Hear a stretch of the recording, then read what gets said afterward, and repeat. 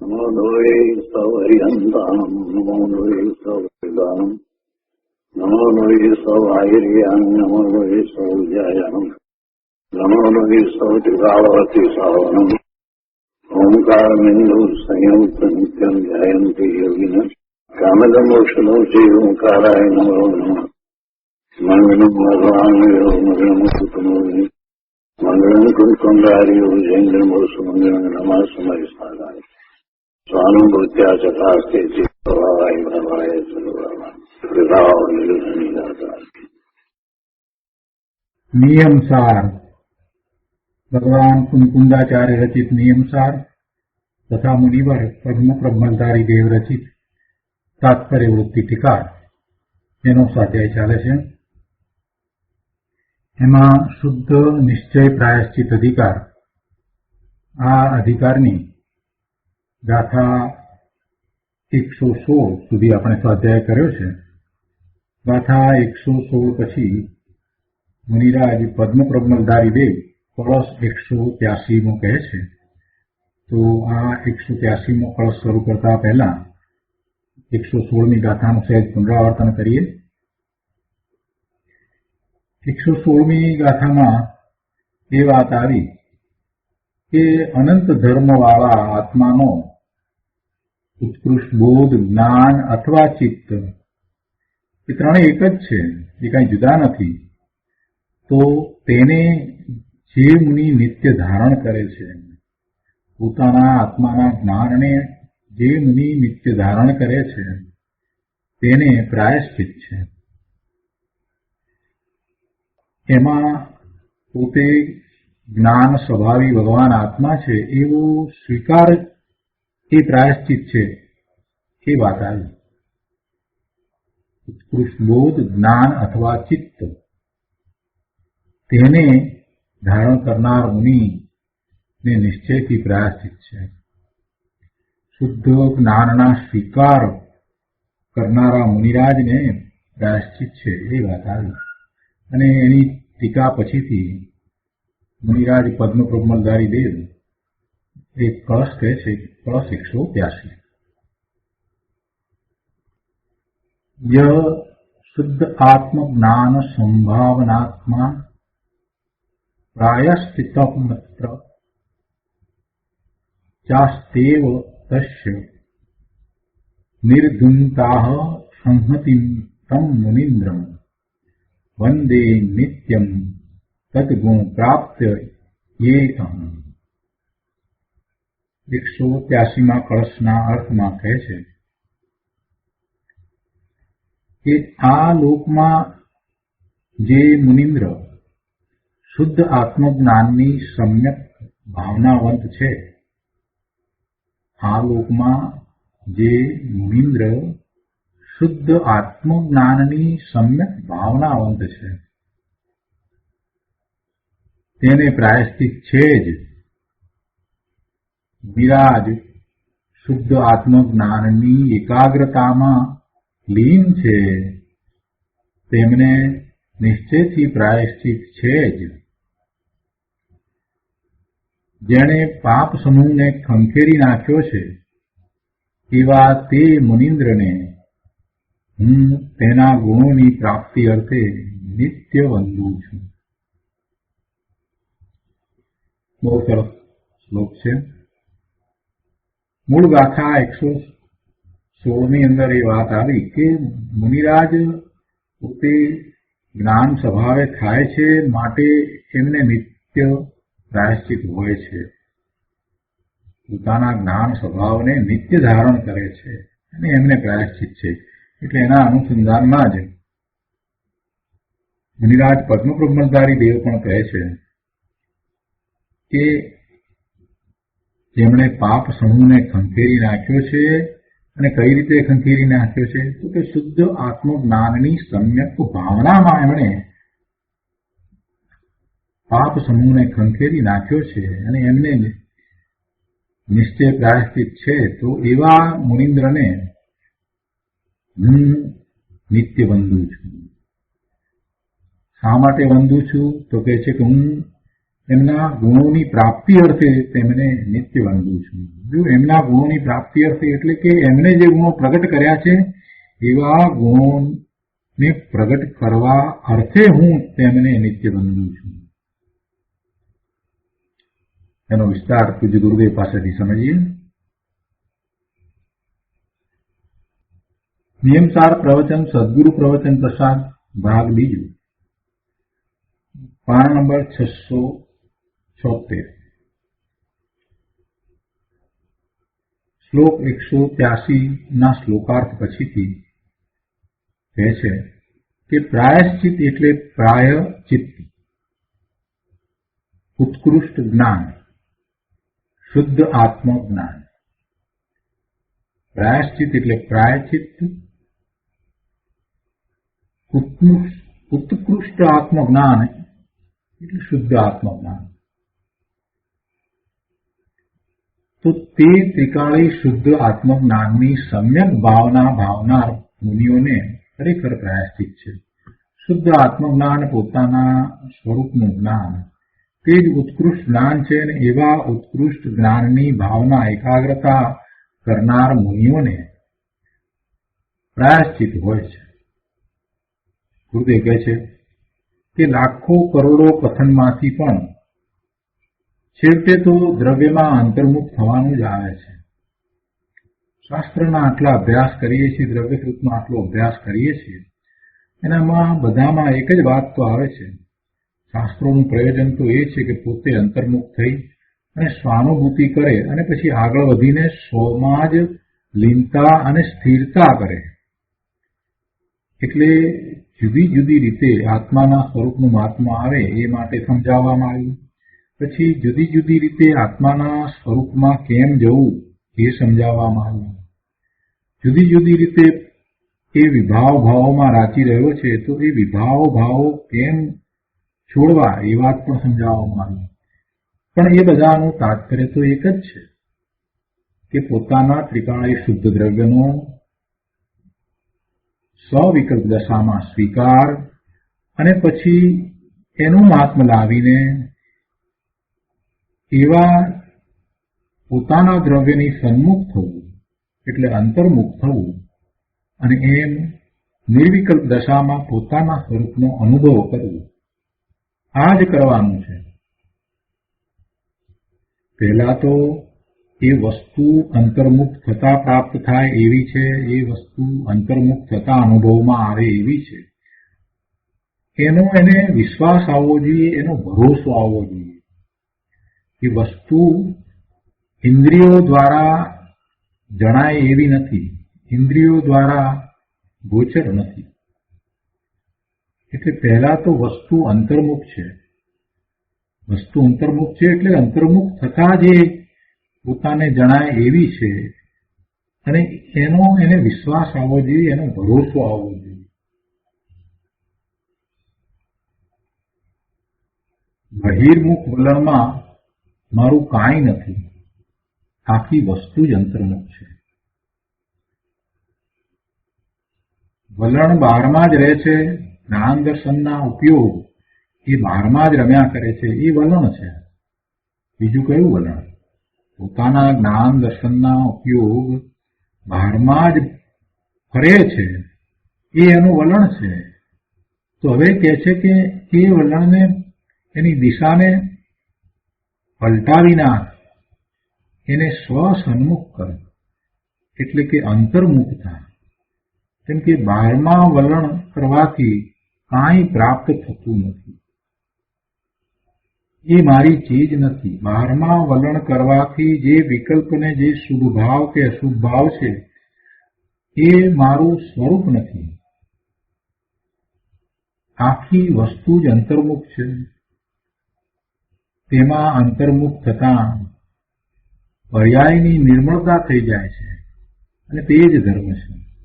જો પર્યાયની નિર્મળતા થઈ જાય છે એટલે કે જ્યારે સ્વરૂપ તરફ વળે છે તો હવે જે પર્યાય થાય છે તે પર્યાય નિર્મળ પર્યાય છે.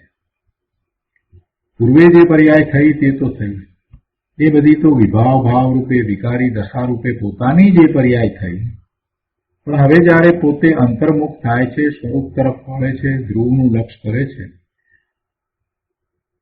તો જે પરિણામ થાય છે, જે દશા થાય છે, એ દશા પોતાની છે અને એ દશા, એ પર્યાય નિર્મળ છે અને એ જ ધર્મ છે.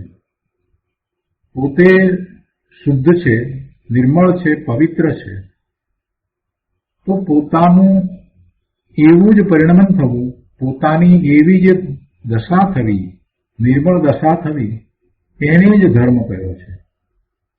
જે સત્વરૂપે નિર્મળ છે, પવિત્ર છે, જે શક્તિ રૂપે નિર્મળ ને પવિત્ર છે, જે અંદરમાં એવું પરિણમન ચાલી રહ્યું છે, એની વ્યક્તતા થવી, પોતાની વર્તમાન દશા એવી નિર્મળ શુદ્ધ થવી, એ જ ધર્મ છે.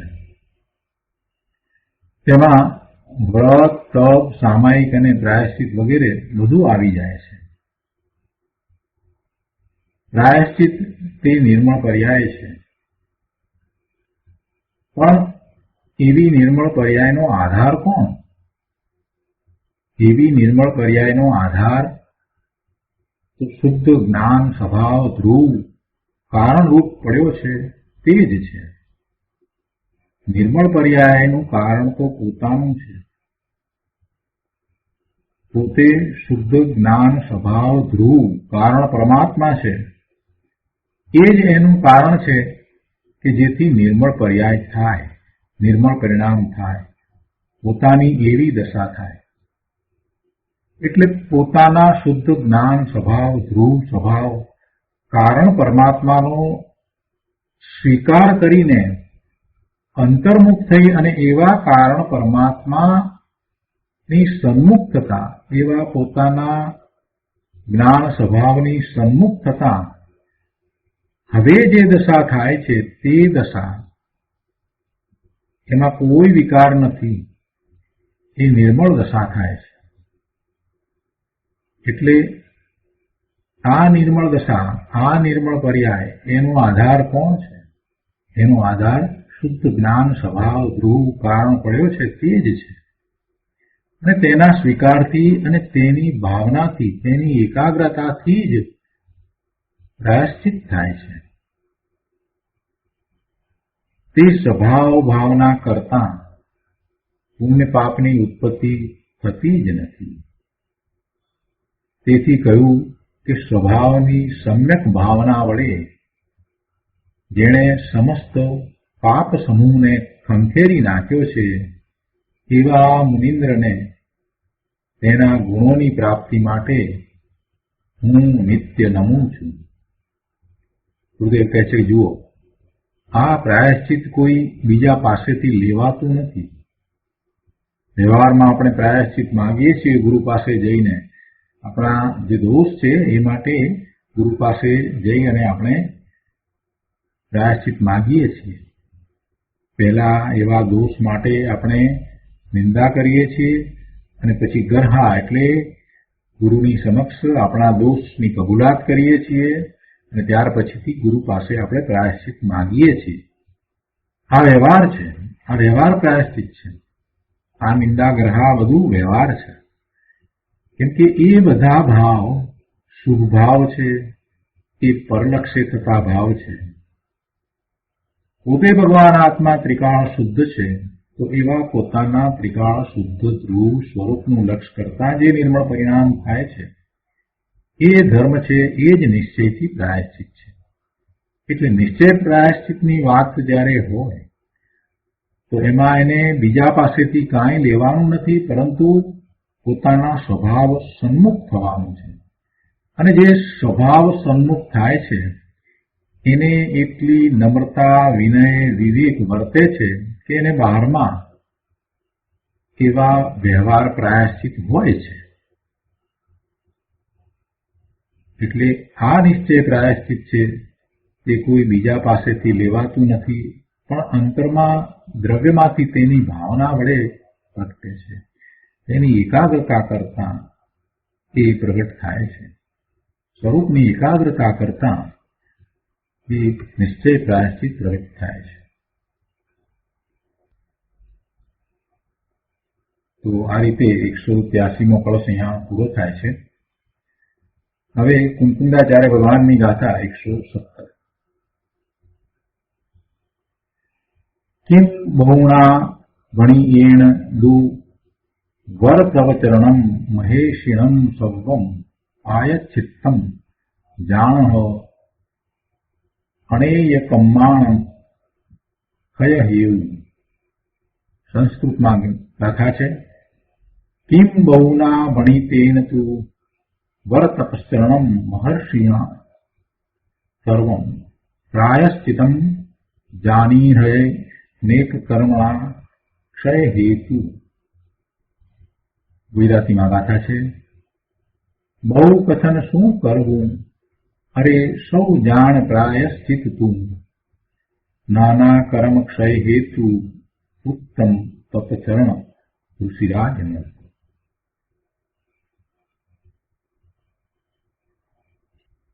117મી ગાથાના અર્થમાં કહે છે કે બહુના ભણિતેન તું, બહુ કહેવાથી, કિમ અનેક કર્મણામ ક્ષય હેતુ, બહુ કહેવાથી શું. બહુના ભણિતેન તું કિમ એટલે બહુ કહેવાથી શું. અનેક કર્મણામ ક્ષય હેતુ, અનેક કર્મોના ક્ષયનો હેતુ એવું જે મહર્ષિઓનું વર તપશ્ચરણમ સર્વમ પ્રાયશ્ચિતમ જાની. મહર્ષિઓનું ઉત્તમ તપશ્ચરણ તે બધું પ્રાયશ્ચિત જાણ. બહુ કહેવાથી શું થશે, બહુ કહેવાથી શું છે. એમ જાણ હે શિષ્ય કે અનેક કર્મોના ક્ષયનો હેતુ એવું જે મહર્ષિઓનું, મહાઋષિઓનું, મુનિઓનું ઉત્તમ તપશ્ચરણ તે બધું પ્રાયશ્ચિત છે. એમ તું જાણ. ટીકામાં મુનિરાજ પદ્મપ્રભુધારી દેવ કહે છે કે અહીં એમ કહ્યું છે કે પરમ તપશ્ચરણમાં લીન પરમ જીન યોગીશ્વરોને નિશ્ચય પ્રાયશ્ચિત છે. એ રીતે નિશ્ચય પ્રાયશ્ચિત સમસ્ત આચરણોમાં પરમ આચરણ છે એમ કહ્યું છે. બે વાત લીધી એક સાથે કે પરમ તપશ્ચરણમાં લીન પરમ જીનેશ્વરના જે શ્રદ્ધનારા, માનનારા, એમની વાણીને આત્મસાત કરનારા એવા જીન યોગીશ્વરો. અહીંયા જીન યોગીશ્વરો લીધા છે ને એટલે કોણ કે જેને જીનેશ્વર ભગવાનની આજ્ઞા આમન્યાને સ્વીકારી છે, જીનેશ્વર કથિત માર્ગને એમણે સ્વીકારી આત્મસાત કર્યો છે, એવા પરમ જીન યોગીશ્વરો, એવા નિર્ગ્રંથ મુનિઓ એ પોતાના તપમાં લીન છે, તપશ્ચરણમાં લીન છે, એમણે નિશ્ચય પ્રાયશ્ચિત હોય છે. આ એક વાત કરી. અને પછી કહે છે કે એવું જીન યોગીશ્વરોનું નિશ્ચય પ્રાયશ્ચિત છે તે સમસ્ત આચરણોમાં પરમ આચરણ છે. તપશ્ચરણ છે મુનિઓનું, તે જ નિશ્ચય પ્રાયશ્ચિત છે. અને એ નિશ્ચય પ્રાયશ્ચિત છે તે સમસ્ત આચરણોમાં પરમ આચરણ છે. મુનિઓના બીજા આચરણ જ્યારે પોતાના સ્વભાવમાં લીન નથી અને બહારમાં છે, છઠ્ઠા ગુણસ્થાનની દશામાં છે, તો પોતાને જે બાહ્ય દ્રવ્યલિંગ છે તેની સભાનતા રૂપ આચરણ એમને શુભભાવ રૂપે હોય છે. અથવા તો એમને જીનેશ્વર ભગવાનની ભક્તિ, વંદના, સ્તુતિ, સ્તવન આદિ રૂપ એવું આચરણ પણ હોય છે, એ પણ શુભભાવ છે. અથવા શિષ્યને સમજાવવા રૂપ, ઉપદેશ આપવા રૂપ કે શાસ્ત્ર લખવા રૂપ પણ આચરણ એમને હોય છે, એ પણ શુભભાવ છે. એટલે મુનિઓના એ સમસ્ત પ્રકારના આચરણોમાં આ જે નિશ્ચય પ્રાયશ્ચિત રૂપ આચરણ એટલે કે તપશ્ચરણ છે તે પરમ આચરણ છે એમ કહ્યું છે. આગળ કહે છે, બહુ અસત પ્રલાપોથી બસ થાઓ. જો અસત પ્રલાપોથી બસ થાઓ એમ કહ્યું ને, ગાથામાં પણ એમ જ કહ્યું ને કે બહુ કથન શું કરવું. તો અહીંયા અસત એટલે જે નિત્ય નથી રહેવા વાળું તે અસતનો અર્થ એક તો અહીંયા એ થાય છે. અસત અહીંયા મુનિરાજે જે અર્થ કર્યો છે તો એનો એક અર્થ તો એવો થાય છે કેમ કે જે કથન છે એ એક સમયનું છે, એ કાંઈ કાયમ રહેતી ચીજ નથી. એનું અસ્તિત્વ તો છે, એક સમયનું અસ્તિત્વ છે. જ્યારે કથન કર્યું તેટલો વખત એ વાત હતી. એટલે અસત એટલે એનું અસ્તિત્વ ન હોવું એમ નથી, પણ અપેક્ષા એ જે રહેતું નથી, ક્ષણિક છે, એટલે એને અસત કહ્યું. અને બીજી વાત એમાં એ પણ છે કે એ બધા જે કથન કરવામાં આવ્યા છે એ કથન એ બધો વ્યવહાર છે, એ બધો ઉપચાર છે. પણ એ કથન જે શબ્દો એ વાણી એનું જે વાચ્ય છે એ વાચ્યને જેમ છે તેમ આત્મસાત કરવું અને એવું આચરણ કરવું એ ધર્મ છે. એટલે આ બહુ કથન એ બધો પ્રલાપ છે એમ કહી દીધું. બહુ કથન તો પ્રલાપ છે, એથી શું ફાયદો થશે? એટલે એનાથી બસ થાઓ. બહુ અસત પ્રલાપોથી બસ થાઓ. નિશ્ચય વ્યવહાર સ્વરૂપ પરમ તપસ્ત્રમાત્મક એવું જે પરમ જીન યોગીઓને અનાદિ સંસારથી બંધાયેલા દ્રવ્ય ભાવ કર્મોના નિરવશેષ વિનાશનું કારણ તે બધું શુદ્ધ નિશ્ચય પ્રાયશ્ચિત છે એમ હે શિષ્ય તું જાણ. આ 3 લીટીમાં ઘણી વાત કરી છે અને ગંભીરતાથી સમજવાની જરૂર છે. જો કહે છે કે આ પ્રલાપથી બચતા હોય એ વાત તો સમજાય, પણ આગળ કહે છે કે નિશ્ચય વ્યવહાર સ્વરૂપ, તો બંને લીધા છે અહીંયા. નિશ્ચય વ્યવહાર સ્વરૂપ પરમ તપસ્ત્રણાત્મક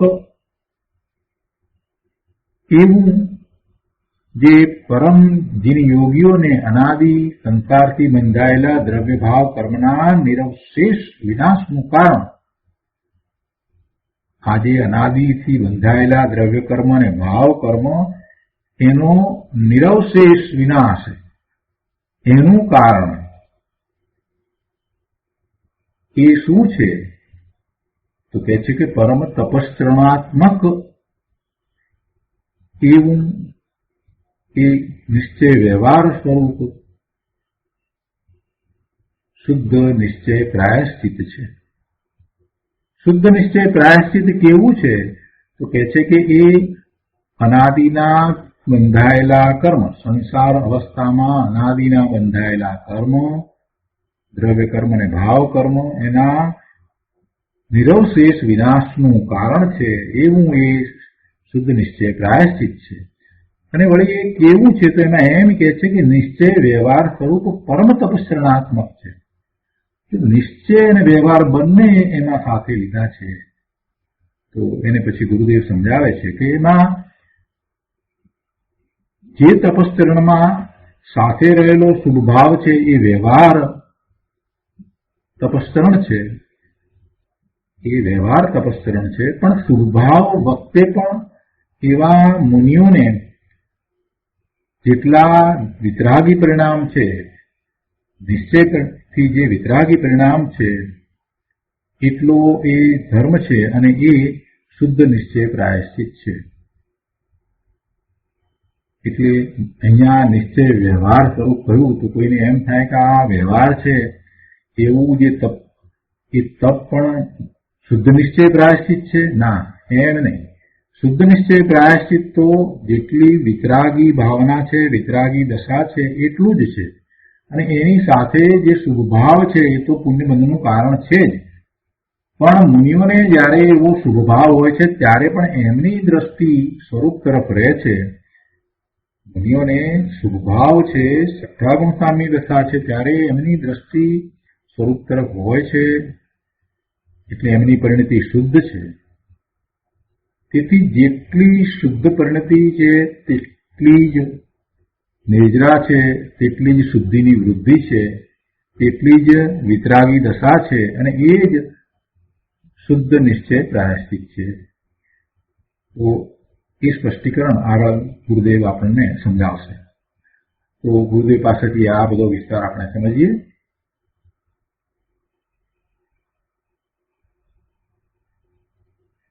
નિયમસાર પ્રવચન સદગુરુ પ્રવચન પ્રસાદ ભાગ બીજો, પાના નંબર 678.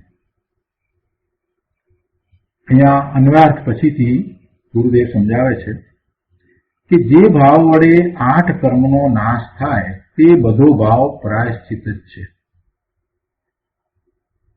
જે ભાવ વડે 8 કર્મનો નાશ થાય તે બધો ભાવ પ્રાયશ્ચિત જ છે.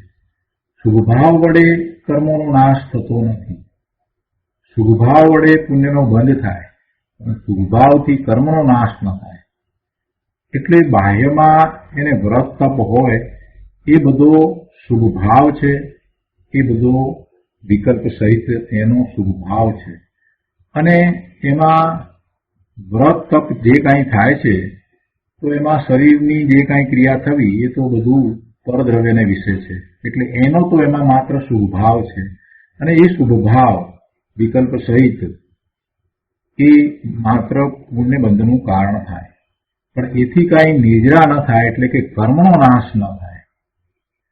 વર્તમાનમાં ઘણા લોકોને એમ છે કે તપ કરીએ એટલે નિજરા થાય છે, અને તપ એટલે કે આ ઉપવાસ કર્યો એટલે તપ થયું ને મને નિજરા થાય. આવી માન્યતા ઘણા લોકોની છે, જેને શાસ્ત્રના અભ્યાસ નથી, જેને દ્રવ્યશ્રુતનો બરાબર ગુરુ નિશ્રાએ અભ્યાસ નથી થયો, ગુરુદેવ જેવા મહાપુરુષ પાસેથી વસ્તુ સ્વરૂપને જે સમજ્યા નથી ને એમને આવી જ ભૂલ થાય છે.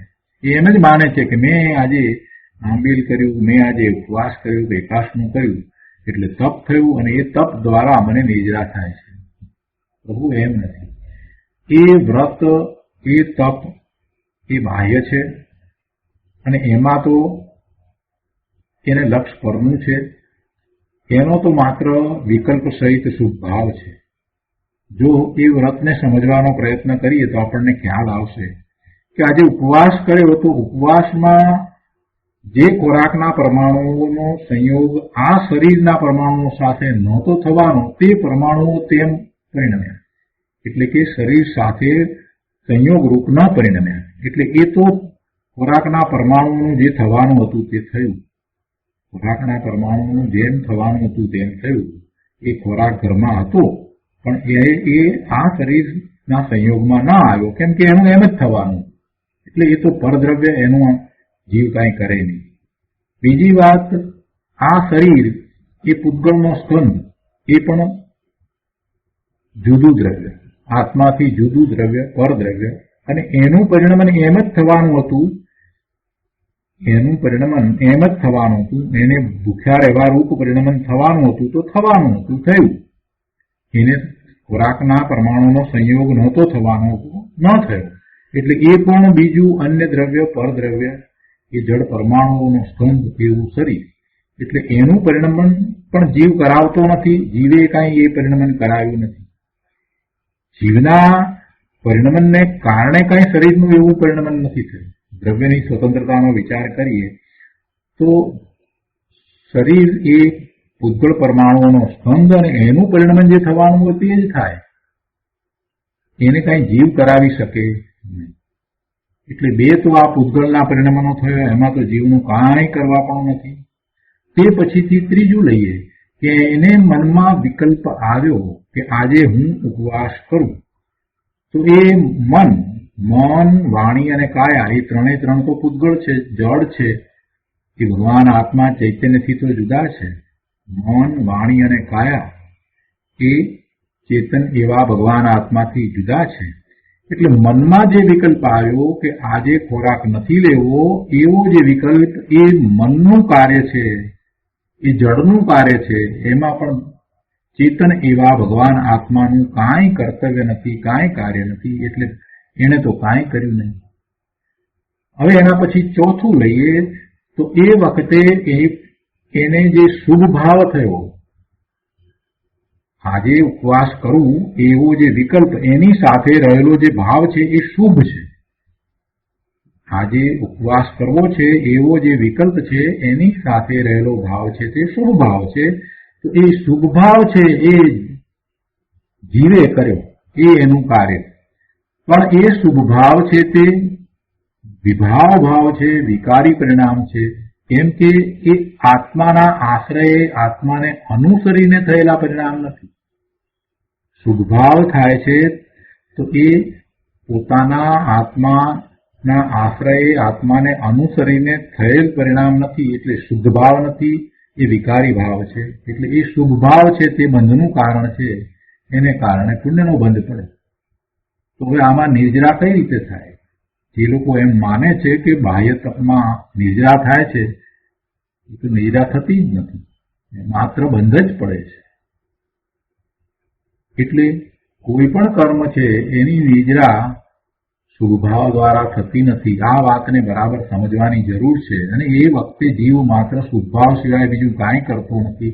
બાકી બીજું બધું જે થાય છે તે તેના કારણે થાય છે. દરેક દ્રવ્ય જુદું પોતે જ પરિણમી રહ્યું છે. અને નિમિત્ત નૈમિત્તિક સંબંધ એવો જ છે.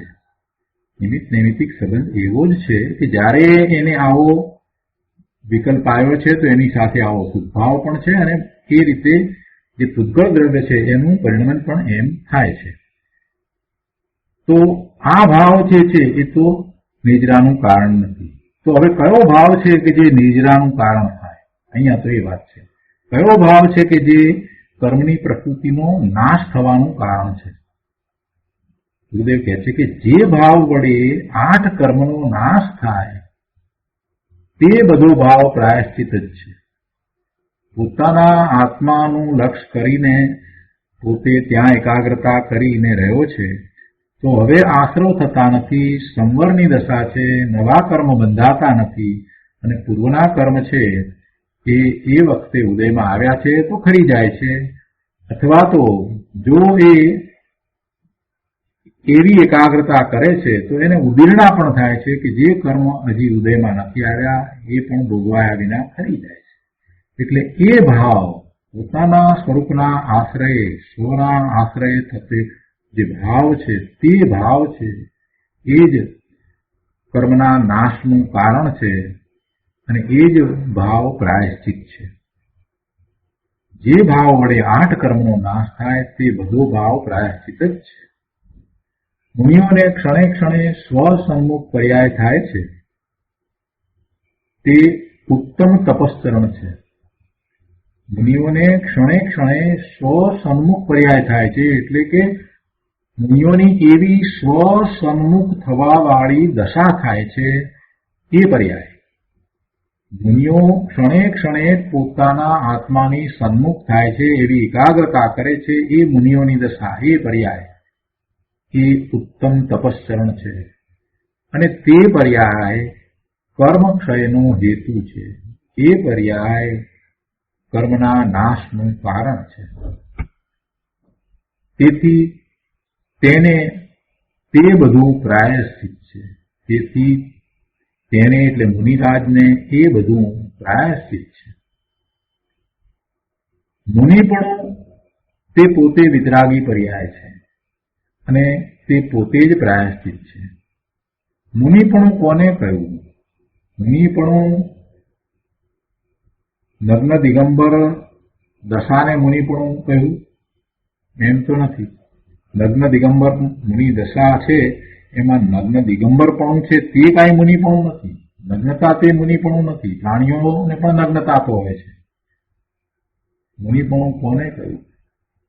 નિર્ગ્રંથ મુનિરાજને પોતાના સ્વરૂપને વિશે એકાગ્રતા થાય છે એવી એમની જે દશા છે, અને ઉગ્ર પુરુષાર્થ વર્તે છે એટલે એમને 7મા ગુણસ્થાનની જે દશા છે એને મુનિપણું કહ્યું છે. અને એ મુનિપણું એ વિતરાગી પર્યાય છે. બહુ શાંતિથી સમજવા જેવું છે. એક શબ્દ ગુરુદેવે જે કહ્યો છે એ બહુ ભાવભાઈ છે અને આ તો નિયમસાર છે. પ્રભુ કુમકુંદાચાર્ય ભગવાને બધા શાસ્ત્રો પછીથી આ નિયમસાર પોતાની ભાવના માટે બનાવ્યું અને શરૂઆત જ મોક્ષ માર્ગ અને મોક્ષની વાતથી તો શરૂઆત કરી છે. મુનિપણું કોને કહ્યું? મુનિપણું તો વિતરાગી પર્યાય છે તેને મુનિપણું કહ્યું છે. આત્માના પ્રત્યુસ્વ સંવેદન સહિત સાતમા સંસ્થાનની જે દશા છે તે મુનિપણું છે. અને એવું મુનિપણું છે તો બાહ્યમાં સર્વ પરિગ્રહનો ત્યાગ છે, નિર્ગ્રંથ દશા છે, નગ્ન દિગંબર મુનિપણું છે. 28 ગુણ સહિત બાહ્યમાં પણ એવું દ્રવ્યલિંગ છે. પણ અંતરંગ દશા છે એ વિતરાગી પર્યાય છે એ મુનિપણું છે. અને એ પોતે એ વિતરાગી પર્યાય છે એ પોતે જ પ્રાયશ્ચિત છે. જે મહાવ્રત આદિનો રાગ છે તેને ખરેખર પ્રાયશ્ચિત કહેતા નથી. મુનિરાજને મહાવ્રત આદિ હોય છે, 5 મહાવ્રત હોય છે, પણ એ 5 મહાવ્રત છે એનો વિકલ્પ તો જ્યારે એ 6ઠ્ઠા ગુણસ્થાને સ્વવિકલ્પ દશામાં છે ત્યારે એની સભાનતાનો વિકલ્પ હોય છે. 7મા ગુણસ્થાને તો મુનિરાજ પોતાના સ્વરૂપને વિશે એકાગ્રતા કરે છે, લીનતા કરે છે. એટલે આ મહાવ્રત આદિની સભાનતા, જેને મહાવ્રત આદિનો રાગ કયો, એવા શુભ પરિણામ એને પ્રાયશ્ચિત કહેતા નથી. પ્રાયશ્ચિત તો જે 7મા ગુણસ્થાનની દશામાં પોતે પોતાના સ્વરૂપને વિશે એકાગ્રતા કરે છે અને જે વિતરાગી પર્યાય છે, વિતરાગી પરિણામ થઈ રહ્યા છે એને નિશ્ચયથી પ્રાયશ્ચિત કર્યું છે. જે મહાવ્રત આદિનો રાગ શુભભાવ તેને ખરેખર પ્રાયશ્ચિત કહેતા નથી. તેને વ્યવહારથી ધર્મ કયો છે, વ્યવહારથી મોક્ષ માર્ગ કયો છે, વ્યવહારથી એ પ્રાયશ્ચિત કહેવાય. પણ જેને નિશ્ચય પ્રાયશ્ચિત હોય એને માટે જે વ્યવહારથી પ્રાયશ્ચિત કહેવાય. અહીંયા તો મુનિવરોને ક્ષણે ક્ષણે સ્વભાવની ભાવના વડે થતી જે વિતરાગી નિર્મળ પરિણતિ તે જ નિશ્ચય પ્રાયશ્ચિત છે એમ એ શિષ્ય તું જાણ. આગળ ગુરુદેવ સમજાવે છે અહીંયા કે અહીં એમ કહ્યું છે કે પરમ તપશ્ચરણમાં લીન પરમ જીન યોગીશ્વરોને નિશ્ચય પ્રાયશ્ચિત છે. એ રીતે નિશ્ચય પ્રાયશ્ચિત સમસ્ત આચરણોમાં પરમ આચરણ છે એમ કહ્યું છે. જેઓ સ્વભાવની ભાવના ભાવીને, પોતાના શુદ્ધ સ્વભાવની ભાવના ભાવીને એની એકાગ્રતા કરીને પરમ તપશ્ચરણમાં લીન થયા છે એવા વિતરાગી મુનિઓને નિશ્ચય પ્રાયશ્ચિત છે. તેમની દશા જ પ્રાયશ્ચિત સ્વરૂપ છે. એ દશા જ પ્રાયશ્ચિત સ્વરૂપ છે. એ વિતરાગી પરિણતિ છે, વિતરાગી દશા છે, એ જ પ્રાયશ્ચિત સ્વરૂપ છે. દ્રવ્ય સ્વભાવ ઉપર વળેલી પરિણતિમાં ક્ષણે ક્ષણે વિતરાગતા વધતી જાય છે. પોતાનો દ્રવ્ય સ્વભાવ અનંત ગુણનો પિંડ એવો પોતે ભગવાન આત્મા અને એ અનંત ગુણનું એક રૂપ પરિણમન તે પરમ આત્મ તત્વ. તો એવું પરમ આત્મ તત્વ પોતે છે અને એવું એ અનંત ગુણોનું એક રૂપ પરિણમન એ એનો સ્વભાવ છે. તો એ દ્રવ્ય સ્વભાવ ઉપર વળેલી પરિણતિમાં એટલે કે એના સન્મુખ થતા જે દશા છે તેમાં ક્ષણે ક્ષણે વિતરાગતા વધતી જાય છે. તેથી તે જ બધા આચરણોમાં ઉત્તમ આચરણ છે. આવી પરિણતિ દ્રવ્ય સ્વભાવ ઉપર વળેલી પરિણતિ છે એવું જે આચરણ એ ઉત્તમ આચરણ છે. બધા આચરણોમાં એ ઉત્તમ આચરણ છે અને તે જ પ્રાયશ્ચિત છે. બધાય આચરણોમાં પરમ આચરણ તો એ જ છે કે સ્વભાવની સન્મુખ થઈને તેની ભાવનામાં લીન થવું. બધાય આચરણોમાં પરમ આચરણ તો એ જ છે કે સ્વભાવની સન્મુખ થઈને તેની ભાવનામાં લીન થવું. આપણે અનેક પ્રકારે ધર્મના નામે આચરણો કરીએ છીએ, પણ ઉત્તમ આચરણ તો શું છે? ઉત્તમ ધર્મ તો શું છે? મોક્ષના માર્ગરૂપ ઉત્તમ ધર્મ, જેમાં પ્રતિક્રમણ, પ્રત્યાખ્યાન, આલોચના, પશ્ચાતાપ બધું સમાય છે, એ શું છે? તો એ છે કે સ્વભાવની સન્મુખ થઈને તેની ભાવનામાં, તેની એકાગ્રતામાં લીન થવું. બાકી એ સિવાય રાગ કે પંચમહાવ્રતની બાહ્ય ક્રિયા તે પણ ખરેખર પરમ આચરણ નથી. એ બધો સાથે રહેલો સુભાવ છે, એને વ્યવહારથી ધર્મ કહેવામાં આવે છે, પણ એ છે કે એ પંચમહાવ્રતની બાહ્ય ક્રિયા તે ખરેખર પરમ આચરણ નથી. આગળ કહે છે કે બહુ અસત પ્રલાપોથી બસ થાઓ, બસ થાઓ, એટલે કે વિકલ્પોથી બસ થાઓ. વિકલ્પોથી બસ થાઓ. દ્રવ્ય સુખનો અભ્યાસ કરીને જે સૂક્ષ્મ વાત સમજાય છે, તે સમજાયેલી વાતને પોતે મન સુધી જ હજી ધારી રાખી છે. હજી એને આત્મસાત કરીને, એનો પૂર્ણ વિશ્વાસ કરીને એવો પોતે પ્રયોગ નથી કર્યો, ત્યાં સુધી તો એને ક્યાં એનો સ્વીકાર છે? એને મન સુધી જ રાખી છે. એનો સ્વીકાર તો માત્ર એને ક્યાં સુધી છે? એને માહિતી રૂપે જ એનો સ્વીકાર છે. અને એવો જ એને માહિતીરૂપ સ્વીકાર થયો છે. એ બહારમાં ગમે તેટલી ધર્મની આ બધી વાત કરે, દ્રવ્ય સુખનો ખૂબ અભ્યાસ હોય, ખૂબ યાદ રહેતું હોય, એવી બુદ્ધિ હોય, એટલે એ બધી વાત કરે, અનેક પ્રકારે વાત સમજાવે, આ બધું કરે, પણ એ બધું શું છે? એ વિકલ્પ છે. એટલે એવા વિકલ્પોથી બસ થાવ, શાંત પડો.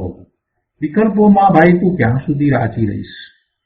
ધર્મના નામે પણ તું વિકલ્પોમાં જ રાચી રહ્યો છે. ભલે એ વિકલ્પો સાથે રહેલો તારો ભાવ શુભ ભાવ છે, છતાંય છે તો વિકલ્પો, અને વિકલ્પો સાથે રહેલો ભાવ ક્યારેય શુદ્ધ ભાવ હોય નહીં.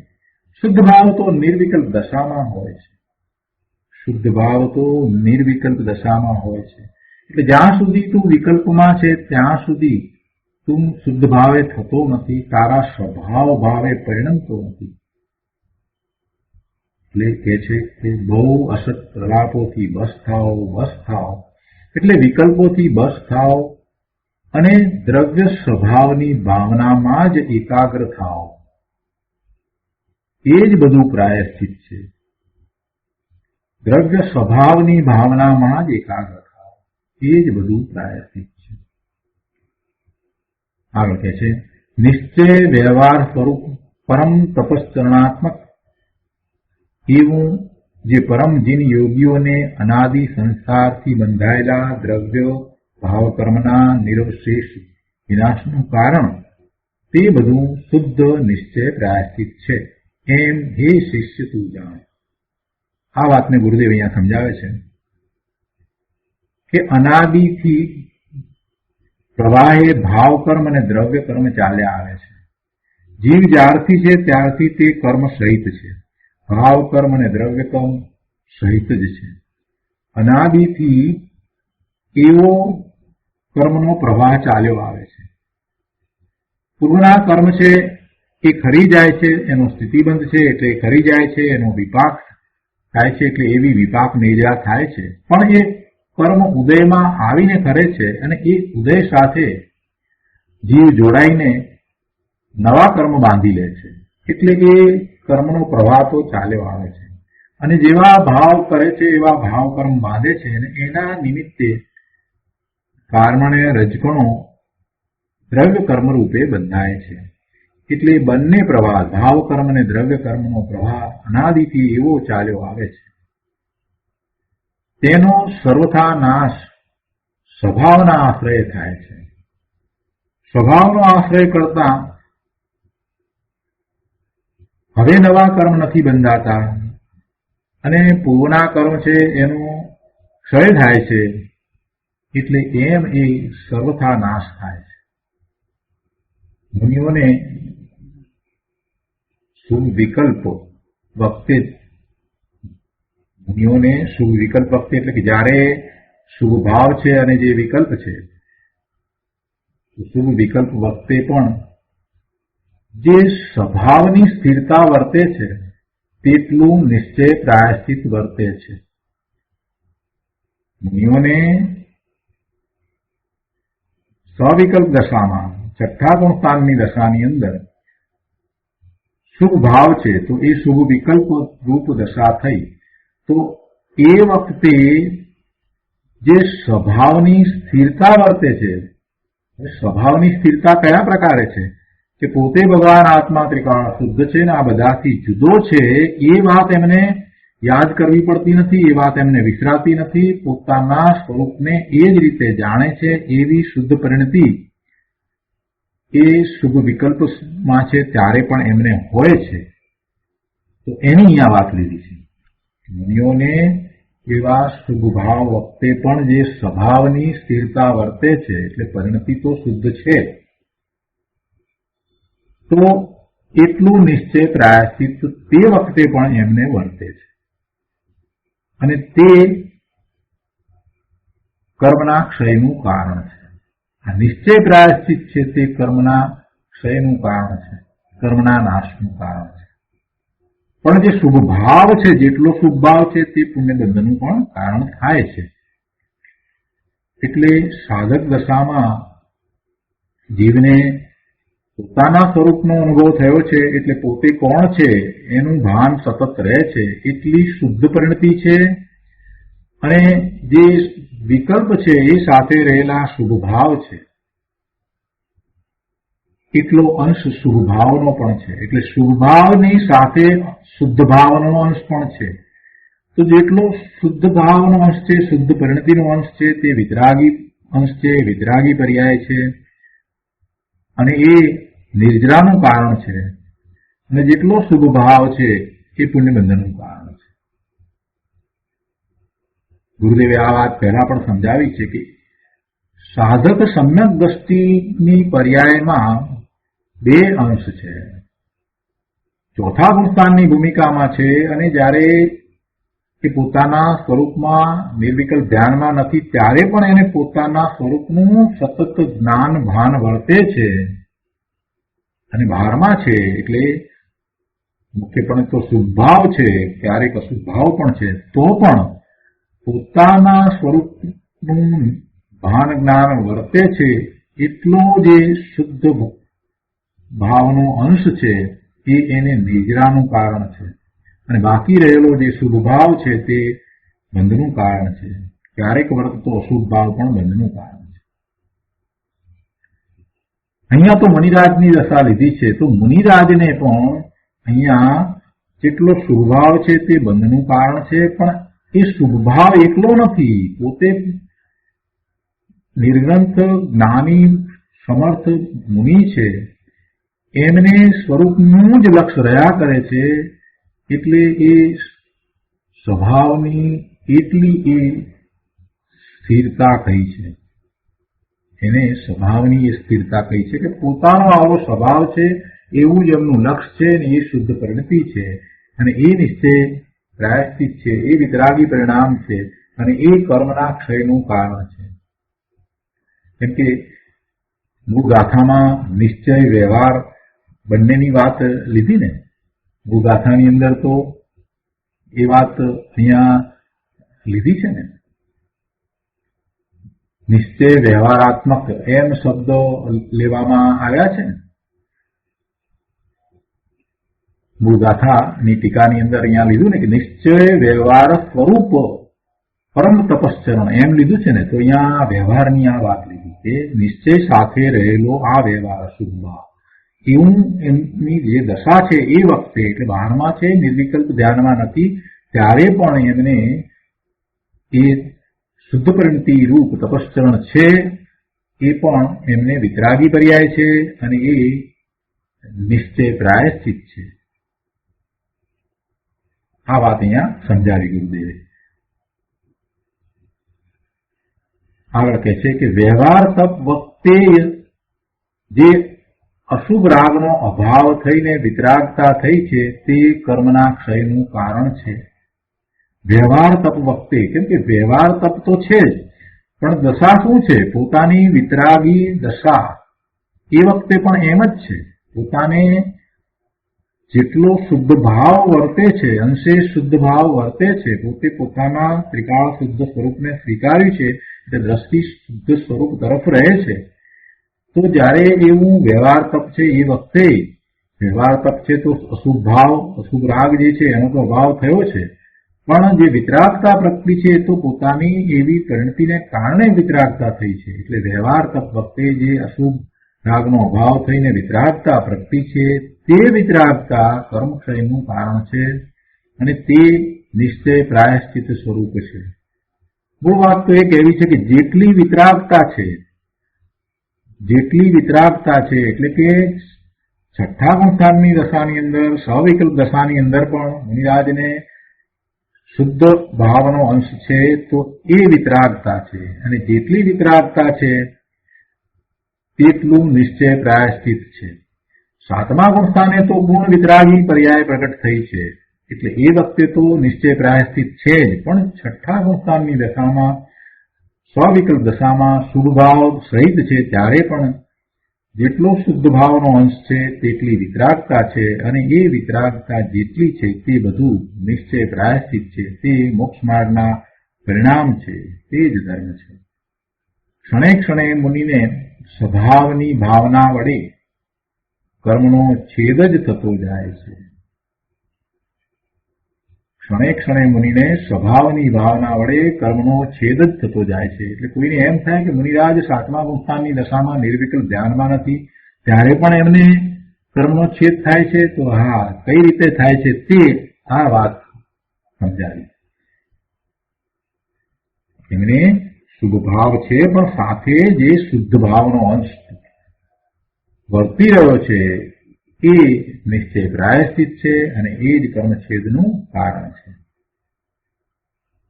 પર્યાય જ્યાં અંતરમાં વળી ત્યાં ભાવ કર્મ અને દ્રવ્ય કર્મનો અનાદિનો પ્રવાહ તૂટી ગયો, તેથી તેને જ પ્રાયશ્ચિત જાણ. પર્યાય પોતાના પરિણામ સ્વસન્મુખની એકાગ્રતા રૂપ થયા ત્યારે હવે નવા આશ્રવ કે નવા બંધ પડતા નથી. એટલે જે અનાદિનો ભાવ કર્મ અને દ્રવ્ય કર્મનો જે પ્રવાહ હતો એ તૂટી જાય છે, અને એમ થતાં ઘણી નિદ્રા થતાં છેવટે કર્મ રહિત દશાને એ પ્રગટ કરે છે, અને એ જ પ્રાયશ્ચિત છે. એને તું પ્રાયશ્ચિત જાણે. તો આ રીતે 117મી ગાથા અહીંયા પૂરી થાય છે. 117મી ગાથા પછીથી મુનિરાજે 5 કળશ થયા છે. તો એમાંનો પહેલો કળશ છે 184મો કળશ, તે આપણે લઈએ છીએ. હંસન આદિ તપશ્ચરણાત્મકમ સહજ શુદ્ધ ચિદાત્મ વિદામિદમ સહજ બોધ કલા પરિગોચરમ સહજ તત્વ મત ક્ષય કારણ. શ્લોકના અર્થમાં કહે છે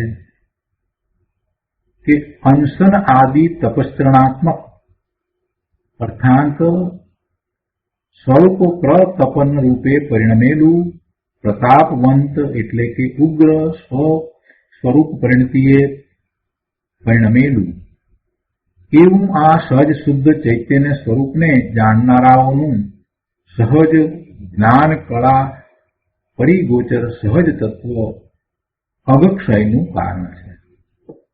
એક જ વાક્ય લીધું છે. શું વાત લીધી છે કે પોતાનું જે સહજ તત્વ જે જ્ઞાન દ્વારા એને ગોચર થાય છે, એટલે કે જ્ઞાન કળા પરિગોચર એવું સહજ તત્વ, પોતાને જ્ઞાન દ્વારા પોતાનું એ સહજ તત્વ છે એ અનુભવમાં આવે છે. તો એવું સહજ તત્વ છે તે અગક્ષયનું કારણ છે. અગ એટલે દોષ, પાપ. એવા પાપ અને દોષ ના ક્ષયનું કારણ પોતાનું સહજ તત્વ છે કે જે જ્ઞાન કળા પરિગોચર છે, એટલે કે જ્ઞાન દ્વારા એ જણાય છે, અનુભવમાં આવે છે. અને કોને છે એની પછી વાત લીધી કે જે એ સહજ શુદ્ધ ચૈતન્ય સ્વરૂપને જાણનારાઓ છે એને એ પોતાના જ્ઞાનમાં એ જણાય છે, અનુભવમાં આવે છે તેવું એ સહજ તત્વ છે. તે તત્વ દોષ અને પાપના ક્ષયનું કારણ છે. અને આગળ વધારે બીજું એક વિશેષણ લઈને વાત કરી છે કે અનશન આદિ તપસ્ત્રણાત્મક એ એનું સ્વરૂપ કેવું છે કે અનશન આદિ તપસ્ત્રણાત્મક એવું આ સહજ શુદ્ધ ચૈતન્ય સ્વરૂપ. એનું અંશન આદિ તપસ્ત્રણાત્મક નો અર્થ કર્યો છે કે અર્થાંત સ્વરૂપ પ્રતપન રૂપે પરિણમેલું, સ્વરૂપ પ્રતપન રૂપે પરિણમેલું, પ્રતાપવંત એટલે કે ઉગ્ર સ્વરૂપ પરિણતિએ પરિણમેલું, ઉગ્ર સ્વરૂપ પરિણતિએ પરિણમેલું એવું આ સહજ શુદ્ધ ચૈતન્ય સ્વરૂપને જાણનારાઓનું સહજ જ્ઞાન કળા પરિગોચર સહજ તત્વ અગક્ષયનું કારણ છે. સહજ શુદ્ધ ચૈતન્ય સ્વરૂપને જાણનારાઓને સહજ જ્ઞાનની કળા વડે પરિગોચર થતું એવું ત્રિકાળી સહજ તત્વ તે દોષ ક્ષયનું કારણ છે.